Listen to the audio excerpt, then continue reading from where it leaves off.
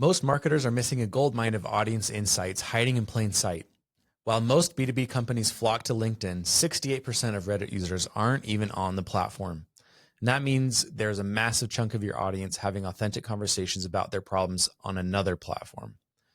Deep Tech CMO advisor Kiersten Gaffney has cracked the code on mining Reddit for content that actually converts. In this episode, she's going to reveal her systematic approach to turning Reddit threads into pillar content that resonates with technical audiences.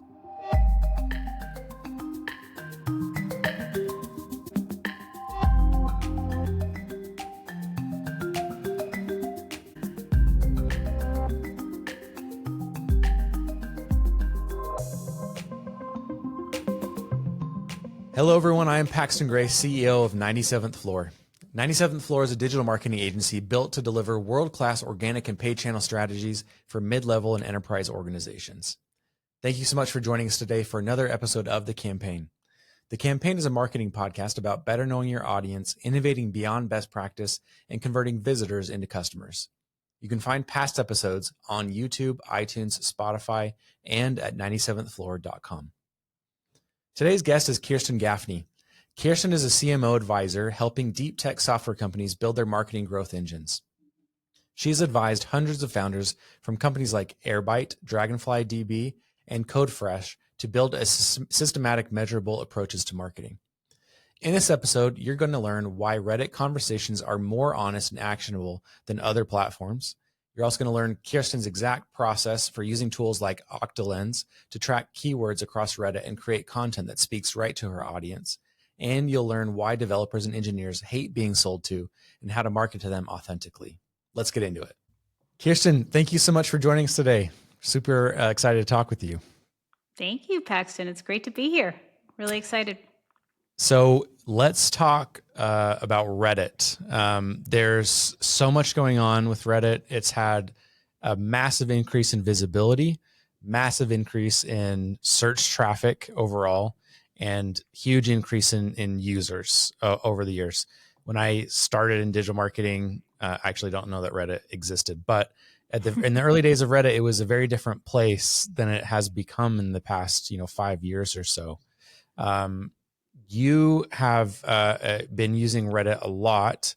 It's our favorite place to learn about audiences because so many conversations are happening there that are super organic, and it really helps you learn an audience. I want to know from you, what in your opinion is different from Reddit or different about Reddit from other social platforms that makes it really valuable. Yeah.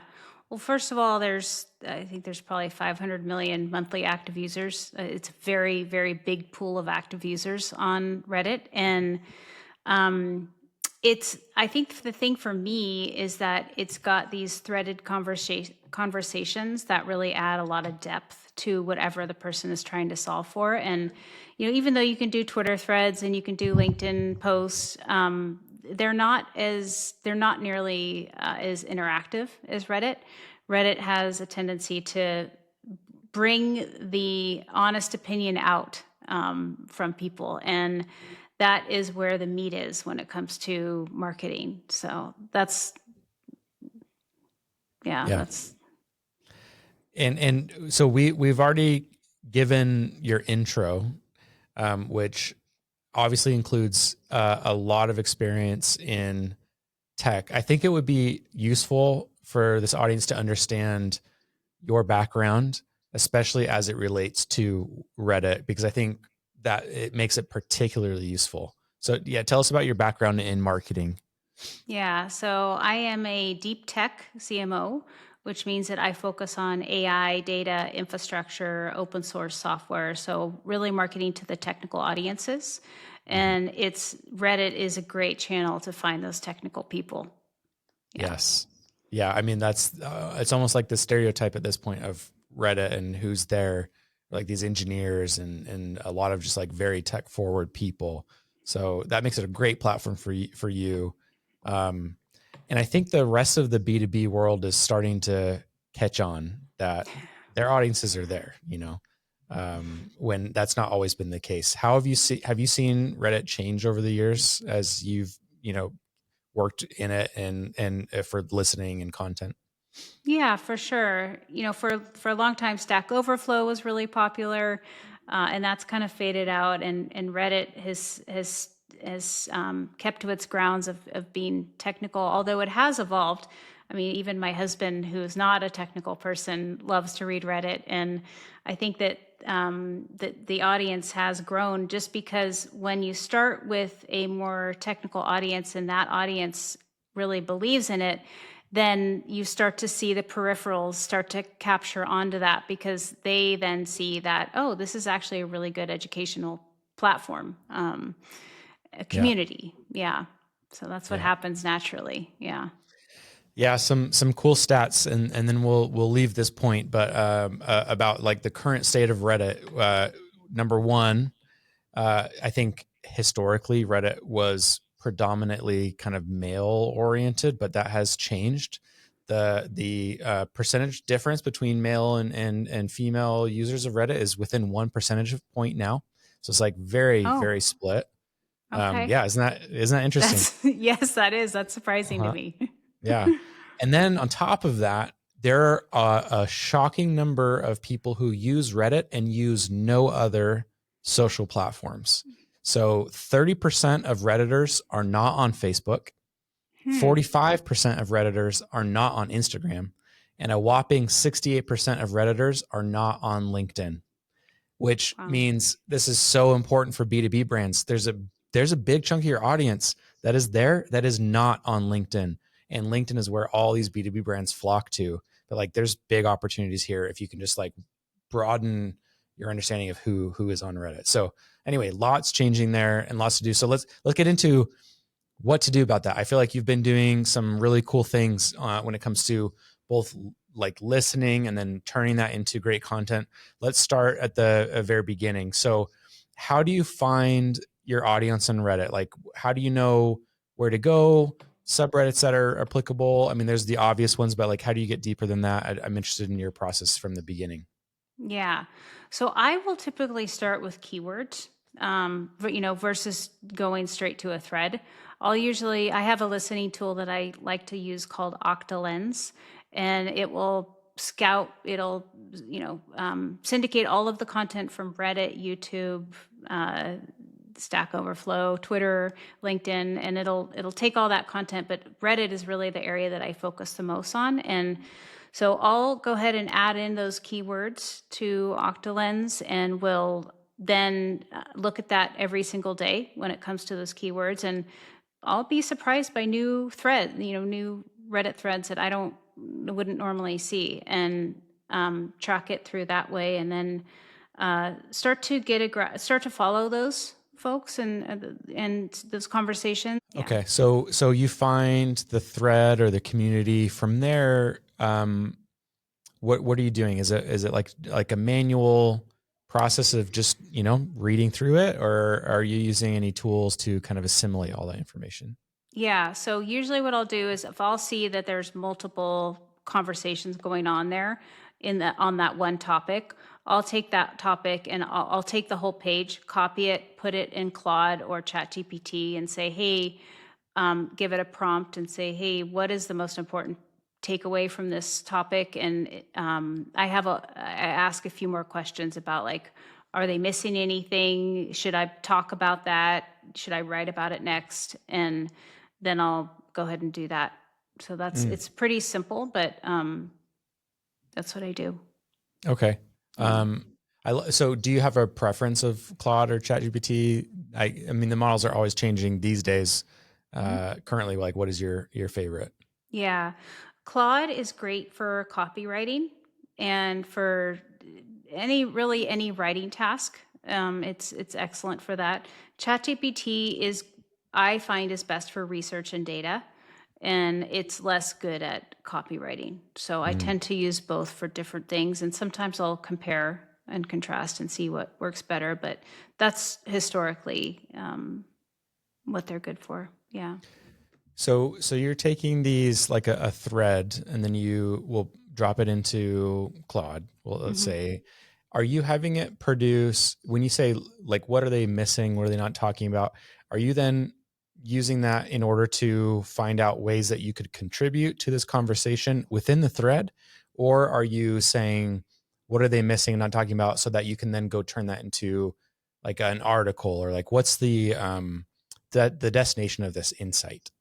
The destination is creating a pillar piece, a pillar Okay. blog post, yeah, for the business. Yeah, so it's not me. I won't go and engage in the thread, no. But I will go and use that as leverage to create a piece that will be captivating to that audience that I'm focusing on that keyword for. Okay. And how has this worked for you? Do you have any like I guess, what's your batting average on this?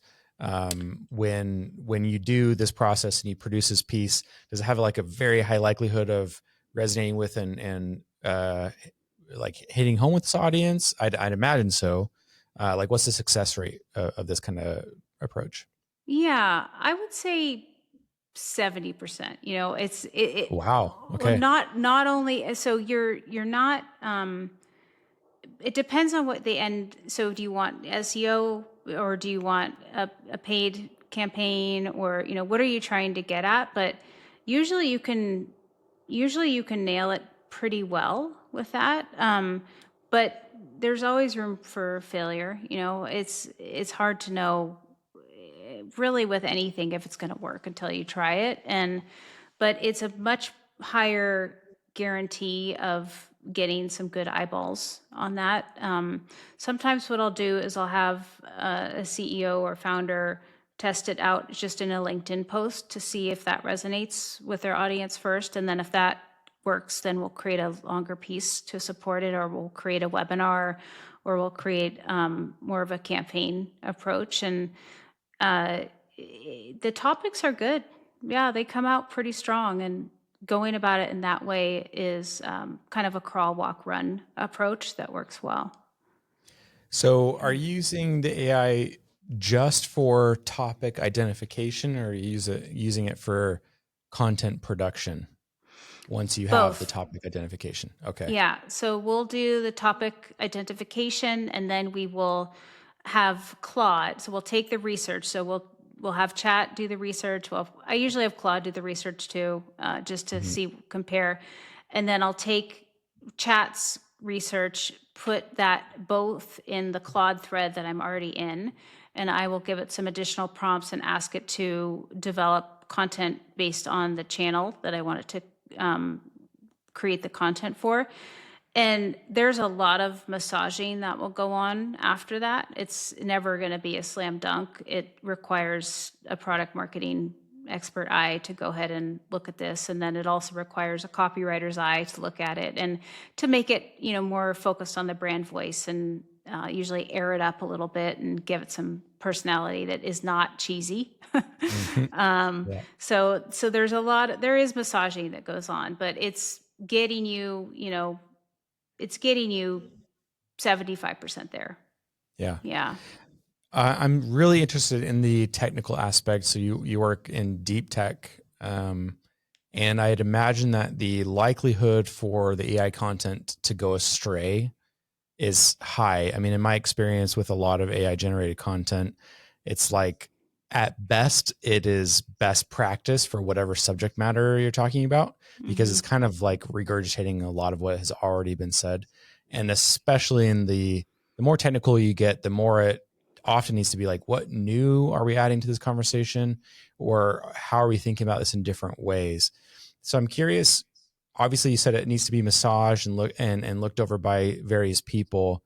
If you had to say from 0 to 100%, coming straight out of Claude, where does that content sit in readiness of like, or new ideas, or uh, interesting ideas to the audience, versus like where you then have to take it from there? Does that Hmm. make sense? Yeah. Okay. So new ideas, it can come back sometimes pretty strong, where you're like, oh, I didn't think about that. Um, but with the actual meat of the piece that you're trying to create, that's where the massaging really comes in, and that's where you already have to be an expert in creating content before you can guide Claude to create a good content piece. Because as you know, and this might be a little off topic, but as you know, there's companies out there right now that are just creating generative content, right? And they're getting flagged by Google, and it's becoming a mess, especially for agencies like yourself, where you're like, no, that's not good content. That's going to flag Google versus help you, right? And that content is because it is just copy and paste, basically, right? And so it really does require an expert to go in and turn it into a human touch written piece. Content production exploded last year thanks to AI tools, and most brands jumped on board. More content meant more chances to rank, right? Well, it's 2025 now, and the game has changed dramatically. My name is Alondra Mello. I'm a senior enterprise SEO specialist at 97th Floor, and right now we're seeing reputable sites hit with serious penalties. Google's quality guidelines are actively flagging unhelpful content, and some organizations are losing millions of monthly sessions. Meanwhile, Google continues tightening crawl budgets across the board, and we don't even need to mention the impact of AI overviews. If your SEO efforts aren't delivering results despite investing in content, you're not alone. The solution may not be creating more content, but strategically consolidating what you already have.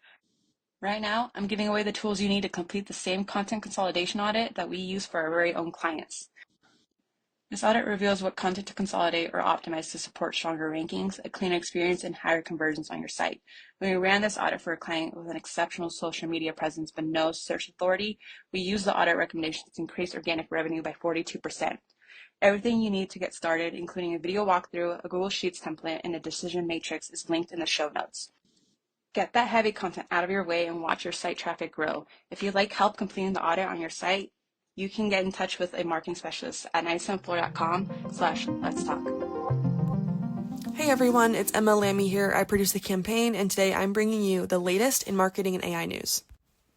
First up, Google just announced new advances in how they're fighting invalid traffic. That's ad activity that doesn't come from real humans with genuine intent.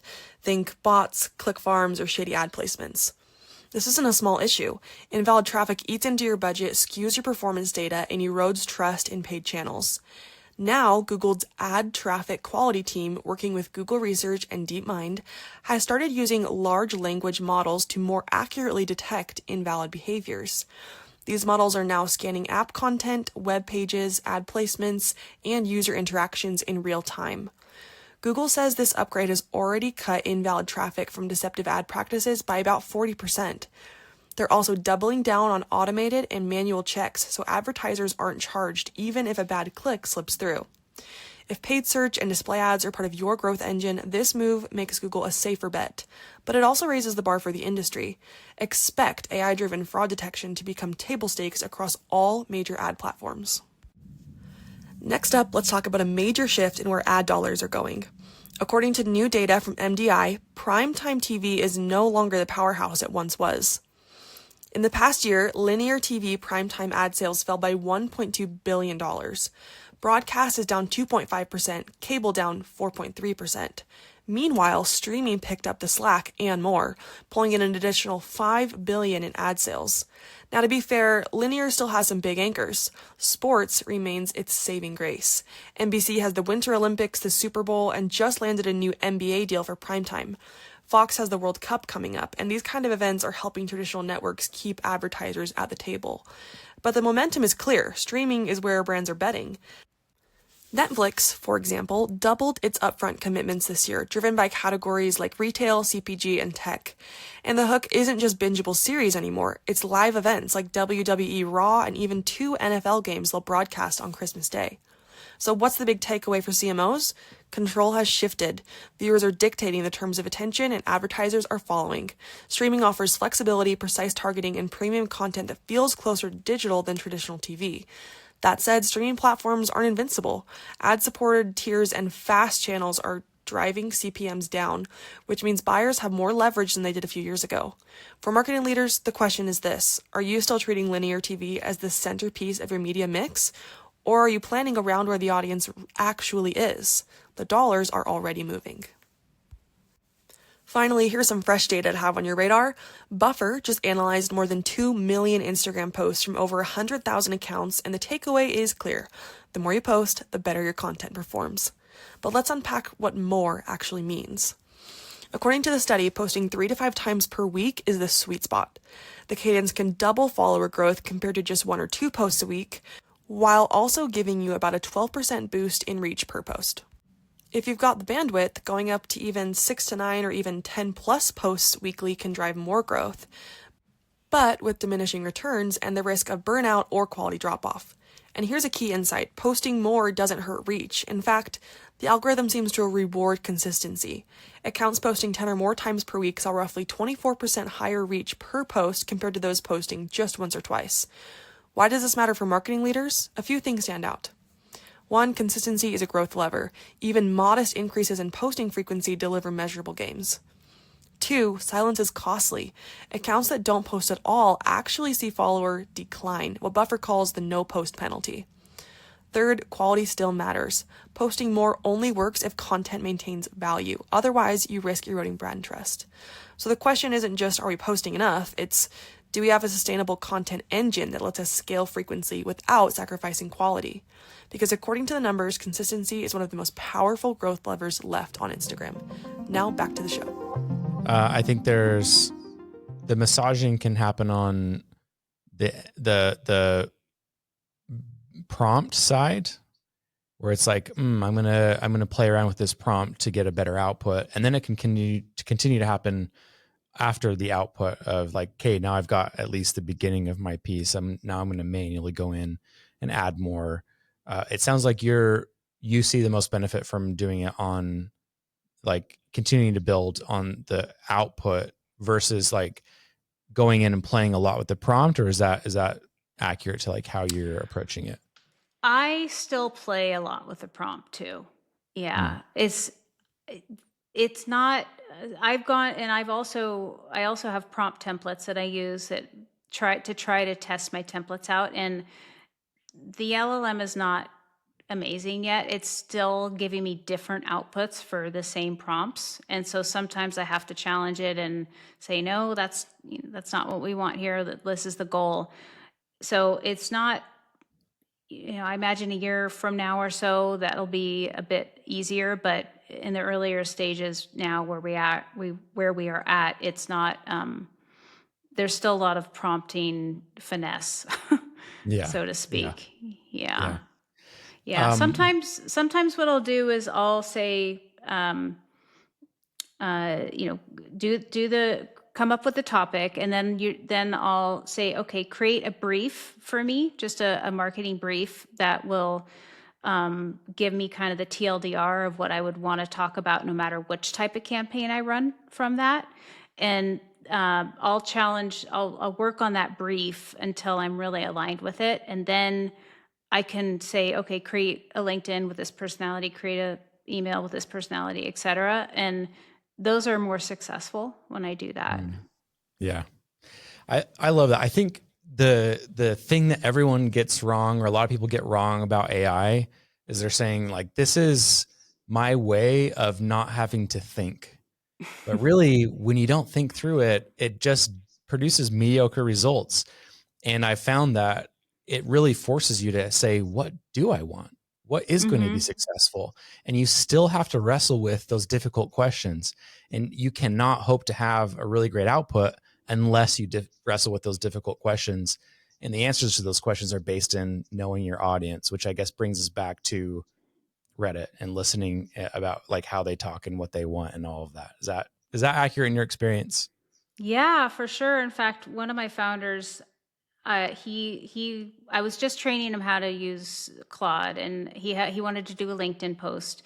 And so he had this, I said, take a customer call and feed that customer call into the Claude. And here's a few things that you can say, and create a LinkedIn post from that. Give it a try. And it was very intimidating for him, but he did it. And then he came back and he says, Kiersten, this is not right. This isn't good. This is just this is just AI doing stupid stuff, is what he said. Mm-hmm. And I said, well, what's the purpose of your piece? What's the primary key takeaway that you want?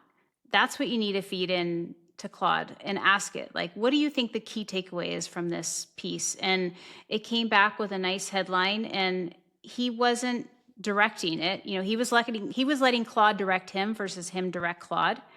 And when you do that, it's not going to work. So that's it. Yeah.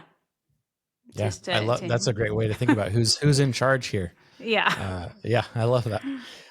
One thing that comes up in discussions that I found as people talk about AI is no one's ever clear on scale, meaning they talk about, hey, here's the right way to do it. And in their mind, they're thinking, and you do this thing once a week. And other people are assuming, oh, I'm going to do this 500 times a day. So in terms of scale, I'd love to know if you had to recommend to a brand who is wanting to implement this system, what is the expectation? Like, what's the assumption here when we're saying this process of listening to Reddit, assimilating that into AI, playing with the prompt, and then taking the output and getting in front of these different people? How much should these brands be expected to do this to be successful? Yeah. Well, companies like Post Hog and some of the more well-named companies, Supabase, those guys are pushing out a lot of content every month, and they're listening to their communities as well. And I always recommend to just start with one pillar piece and then creating like 3 to 5 channel pieces from that pillar piece every week. That's my recommendation. And but I'm talking to founders for the most part and early stage marketers, and they don't have a huge team, right? So I would just say that in a perspective, like as your team grows, then that grows with your team, right? So if you're then hiring on a content marketer or a DevRel person, then those folks can take on let them be the 3 to 5 and kind of scale like that. That's how I would approach it. Okay. Yeah, that's good context. It always helps to have numbers, and I think it can make it more doable if people understand like what is expected, what kind of scale is expected from this kind of process. So I'm not expected to turn around 500 blog posts using like one Reddit thread, right? No. But I think some brands are hoping to do that, and they're trying. And but that's the ones that are getting flagged, right? Yes. Yeah. Yep. So my rule is like you have to get at least two pieces out every week, and that could be the same one pillar piece and then a LinkedIn piece. But the goal is, you can get 3 to 5 pieces out of that one pillar piece and be good. But if you're communicate in a few channels each week, and however you do that is going to be okay. So it's a blog, LinkedIn, email, or a sales outreach. Yeah. So one thing I want to get into, especially given the technical nature of your work, something that people struggle with a lot in marketing is we need to be assimilated into this community, but it can be very difficult if you are not a member of that community. And I'm talking more like, tech or whatever the audience is that you're trying to talk to. I think if you have the expectation of, okay, so I'm just going to take a bunch of Reddit posts, I'm going to plop them into AI, and that's going to produce content and it's going to be good, you're going to be disappointed. Like, you have developed a certain taste over years of working with developers and engineers. And what would you recommend to somebody who is trying to reach a new market or starting a new business, selling into a market that they may not have been in for a long time? I think this process is probably the beginnings, or at least a framework for how someone can get into this community. What would you say to them beyond just, browsing a couple subreddits? Yeah. So what you're asking is trying to find out or how to break into the community from a marketing perspective, or how to understand what they're talking about, or yeah, I think understanding what they're talking about is going to be huge. Or how to use the voice that will speak to them. Yes, okay. More so that like the inside baseball, what they care about and don't care about. I mean, to some degree, it's audience research. But this is a little bit more focused on the voice, the language, you know how they talk, and that kind of stuff. Okay. Well, first of all, in a technical situation, when you're marketing to technical folks, you want to speak in plain language. And when I say that, I'm thinking of Claude always coming back to me in plain English. I hate. I always scratch that out. But in language that is easy for somebody to understand quickly, it's the goal of any type of technical marketing is for somebody to understand it within 30 seconds or less. And I always say, explain it like you're explaining it to your 10-year-old. If they don't understand it, then your hero graphic on your homepage is not going to be consumed properly. Now, then the next level of that is more on the deeper technical side, like if you're creating documentation or if you're creating a release blog or anything like that, where you do need a technical expert by your side to make sure that your code is, that the code is correct, make sure that the deeper level of the language is correct. And as long as you're still, just like you would guide Claude, you're guiding that SE or that solution engineer, or, whomever, the developer who built the feature, make sure that you're guiding them in the same way as, okay, I don't understand that. Let me make sure I understand. And so being very curious and making sure that you are the guardrail for your audience to ensure that they understand how you're speaking and what you're trying to say, and not being scared to ask questions and say that doesn't quite make sense, because most of the time engineers, they're not trained to write, right? Engineers and developers, they're not professional writers, and us as marketers are. So they're looking to us for guidance on how to speak to this community, and you're looking to them for expertise. So it is a partnership that you have to have with your your technical team. And the best words of advice I can give you is just make it clear and readable, and don't use smarketing. What do you mean by that, smarketing?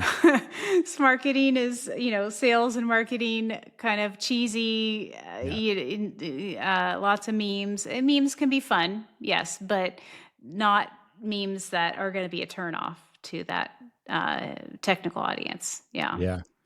Let's take a second and talk about that technical audience. I mean, this isn't going to apply to everybody listening, but I find it really interesting. So, our team has worked a lot with very technical audiences, engineers, CISOs, CTOs, and one thing that we have learned is that audience really does not like being sold to, and they don't like things cluttering their feeds, ads. Like, they're very averse to ads, more than most groups of people.